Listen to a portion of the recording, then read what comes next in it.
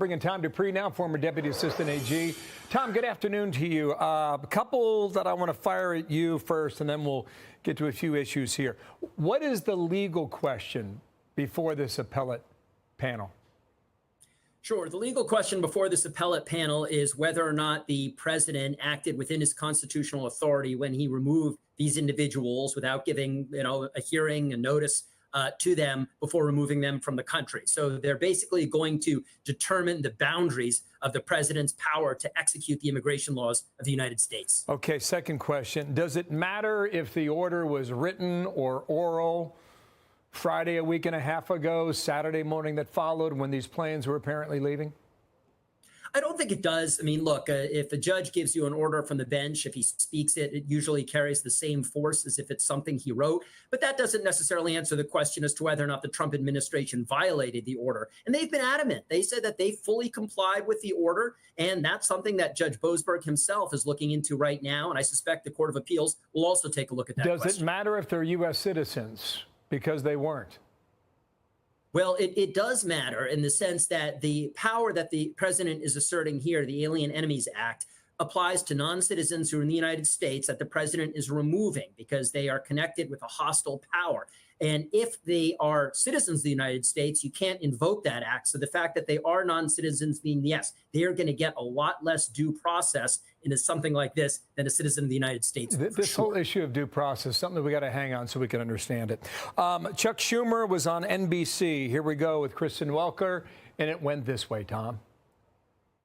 Do you agree, is the United States in a constitutional crisis?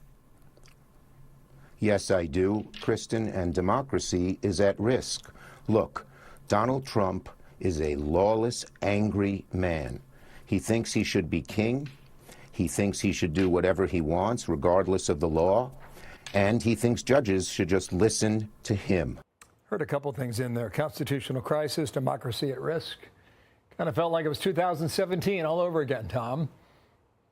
Yeah, Bill, I do not agree with Senator Schumer. And look, the fact is what is going on right now in the D.C. circuit is a constitutional argument, a constitutional battle, a constitutional showdown. But I don't think it approaches the realm of a constitutional crisis. The D.C. circuit is getting, frankly, to one of the fundamental questions under our Constitution, which is how broad are the president's powers under Article 2? I think most lawyers, most reasonable lawyers, would say they're quite broad.